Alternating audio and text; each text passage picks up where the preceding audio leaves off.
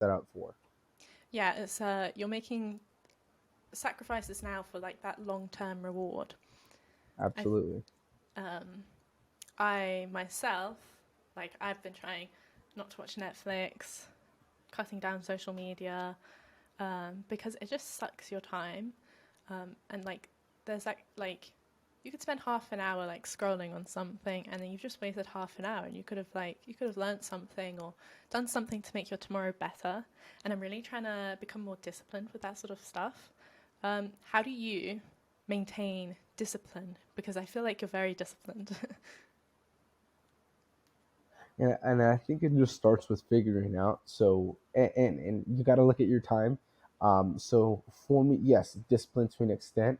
Problem is, yeah, I'm the one that be watching fitness videos on TikTok and meal plans, and then it's like 3 hours later. So I got to be like, all right, but at the same time, like I wouldn't mind spending 3 hours looking on meal plans and workouts because it's like that's going to help me. Or Yeah. maybe it's like listening to a professional speaker and Tony Robbins or something, and he's going Hmm. in about something, and you're like, I don't know why this is intriguing me, but I just want to listen to more. So it's like really being intentional with it. But I'd say as well as just, and I don't want to say stay consistent, but just take them one day at a time. Like I'm gonna do this today. This is what I want to take in. So sometimes you'll take in more than not, but really just focusing on, hey, who you are, why you do what you do, and what attracts you. What are you trying to attract? So in my case, it's like I'm trying to be here. I'm trying to be a six-figure, seven-figure entrepreneur. How do I get there? I got to watch the ones that are doing that currently, and then replicate it. Learn off those steps in that. So I'm gonna put all this time into it, put all this time into to studying, to watching these videos because it's going to allow me to get there. Hmm. Do you do a lot of goal setting to help kind of steer you in the right direction? Absolutely. So you would do it like you do your business. You'd have your daily, weekly. You can have monthly. I don't have monthly anymore just because I have the weeklies. And then what I'll do is be like, hey, this is all I need to do within the week. So that way, if I don't get certain things done, I can put it to the next week or be able to project it further. And then Hmm. I'll have my 3 month, 6 month, year, and be able to look at that. And then even my 10-year plan, it was one of those where the other day I had to redo it.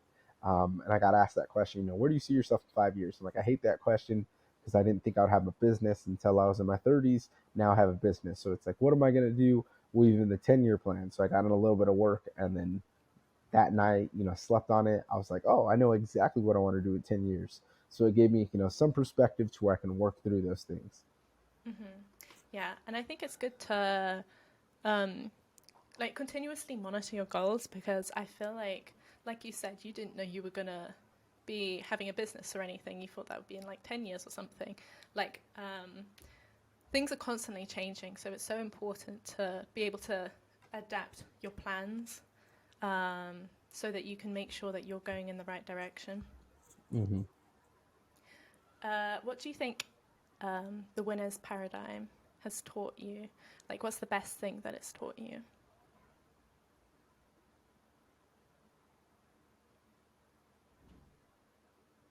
I would say that you're more similar with people than you think. And the reason why I thought about that, it was one of those where it's like, what kind of direction could we go? And I'd say like even people that are millionaires, we're closer in mindset to them, or some of the things, or maybe we put the work in, or maybe that. So it's all these things that are similar with us that what they have with them. It's just they do it at an elite level, and they're just like, hey, this is why I do it. This is how I do it, and they're masters of their craft. So in our case, we're on our journey learning, but we could be able to share stories, so we're not the only ones. So that's one aspect. The business aspect, being personal, spiritual, so you can really have these conversations with people, get to know them on a personal level, and then realize like, hey, we have a lot in common.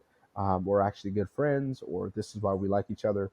And I'd say like that's the coolest part is getting to know people on a personal level, and Mm-hmm. that's what I like about the Winners Paradigm podcast is I talk to them on that personal level. It's like at some point it's like I care about your accolades, but I don't. In Yeah. the reason why is like I'll say thank you. That's awesome. You've done that. Now I want to know how you did that. I want to know how you think. Now I want to say like, hey, when you're going through this problem, what was kind of your mindset? What was your process? How were you able to get through it? That way we can get those tools if we're there. Yeah. Wow. No, that's really good.